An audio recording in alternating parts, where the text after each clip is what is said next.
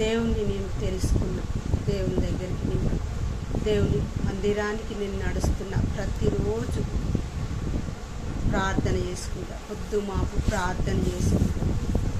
నేను చేసే డ్యూటీ కాడ శ్రీనివాస్ అనేటి ఆయన నాకు తెలుసు. ఆయన ఒక బాధ ఒకరితో ఆయన కలిగిన బాధలు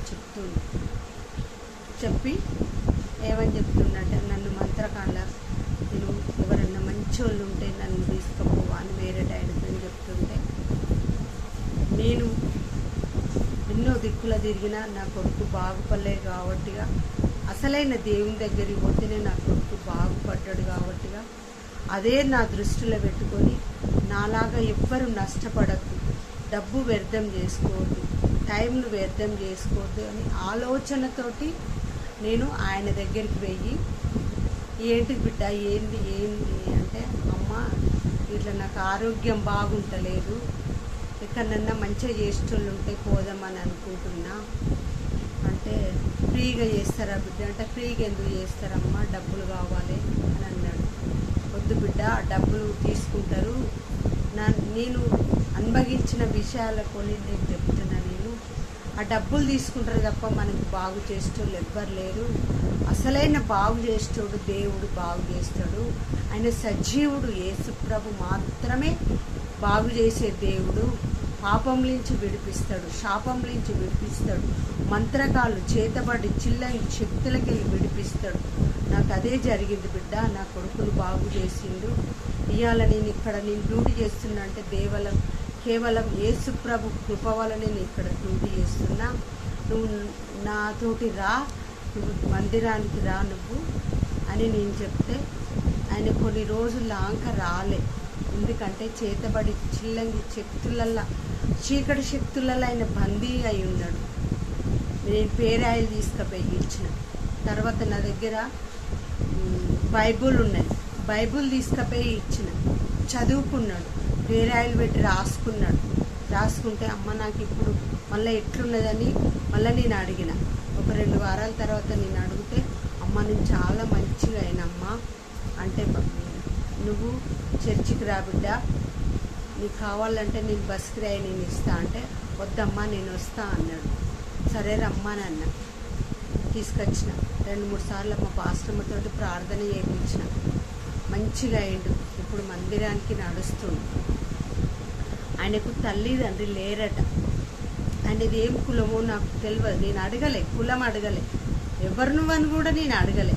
ఆయన బాధ చెప్తా అంటే, ఆ బాధ నేను అనుభవించిన కాబట్టిగా, ఆ బాధ ఎంత మనిషిని కుంగదీస్తుందో అది నాకు తెలుసు కాబట్టిగా, అందుకే ఆయనను రమ్మన్న.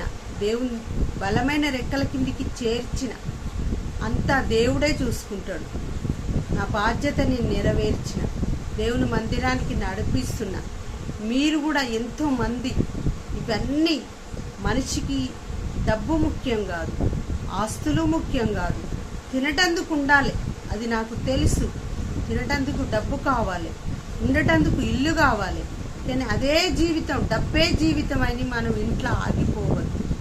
విగ్రహాలకు నమ్మినా, మీరు యేసుప్రభుని నమ్ముకున్నా, ఎవ్వరికి మీరు విగ్రహాలను నమ్ముకుంటే అందులో ఏమి తుర్తుండదు.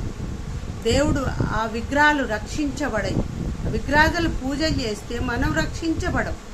నిజమైన దేవుడు ఎవరో మీరు తెలుసుకోండి, చదవండి, బైబుల్ చదవండి, భగవద్గీత చదవండి, లలిత సామస్త్ర పుస్తకాలు చదవండి, అన్నీ చదవండి.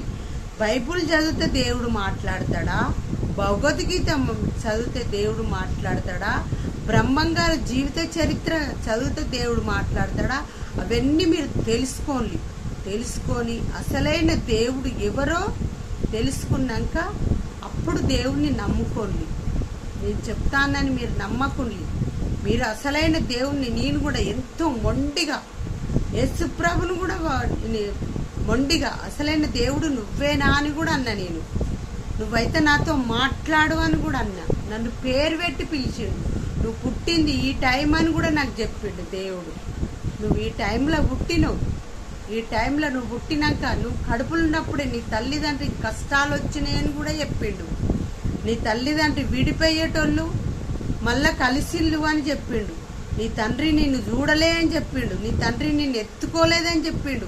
ఇవన్నీ చెప్పిండు దేవుడు, తెలుసా? ఇవన్నీ దేవుడు ప్రతీది నాతో మాట్లాడిండు. నీ పడ్డ బాధలు, నువ్వు 9 ఏండ్ల పిల్లప్పటి నుంచి నువ్వు కష్టపడుతున్నావు. 9 ఏండ్ల పిల్లప్పటి నుంచి నీ రెక్కలతోటి పనిచేస్తున్నావు. కష్టాలు పడ్డావని కూడా నువ్వన్నీ మాట్లాడిండు దేవుడు నాతోటి.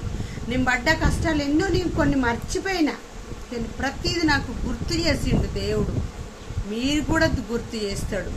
దేవునితో మీరు మాట్లాడితే అసలైన దేవుడు నువ్వే అని కూడా అడుగుని. మిమ్మల్ని అడిగితే దేవుడు చెప్పుతాడు. నాకు స్వప్నంలో ఒకరోజు నేను కాశీకి పోయినప్పుడు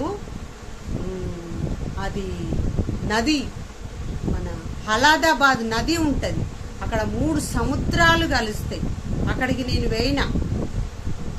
నేను పోయి అక్కడ గంగా స్నానం చేస్తే నేను మొన్న దేవుని యేసుప్రభుని నమ్ముకున్నాక ఆ గంగా నదిలా నేను అంతకుముందు ఏ విగ్రహాలనైతే పూజ చేసిందో, రాముణ్ణి, శివుణ్ణి, విష్ణుమూర్తిని, దుర్గాదేవిని, ఆంజనేయుడు, వీళ్ళందరూ యేసుప్రభుకు ఆ సముద్రంలో మోకాళ్ళ మీద సాగిలపడతాను. యేసుప్రభు మేఘ రూపుడై వచ్చి అక్కడి నుంచి ఆ విగ్రహాల ఆ దేవతలకు దీవించుతుండు. నేను నా కనులార స్వప్నంలో నేను చూసిన దేవుని, నేను మొండిగా దేవుని యేసుప్రభుని కూడా వాదించిన. ఇది సత్యం. మీరు ఎంతవరకు నమ్ముండి నమ్మకపోండి, నాకు నా జీవితంలో జరిగిన సత్యాలే నేను చెప్తున్నా. నేను ఏదైనా ఉన్నట్టు మాట్లాడతా. నాకు అబద్ధం ఆడు నాకు చేత కాదు. నేను మోసపూరితమైన బతుకు నాకు నచ్చది. నేను నిజంగా జరిగిన విషయాలు చెప్తున్నా, నా జీవితంలో జరిగిన విషయాలే చెప్తున్నా. ఇలా కల్పితం అన్న ముచ్చట ఇంట్లో లేదు.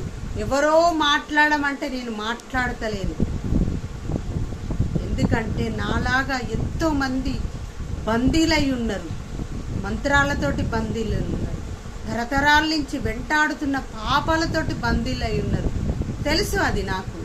నేను కూడా మనిషి రూపకంగా బతికిన, నేను కూడా మా పెద్దవాళ్ళు చేసిన పాపాలతోటి, నేను తెలిసి తెలియని పాపాలతోటి నేను ఇన్ని శిక్షలు అనుభవిస్తున్నా. నాలాగా ఎవ్వరు బాధపడద్దనే నా బాధ, నా ఆవేదన.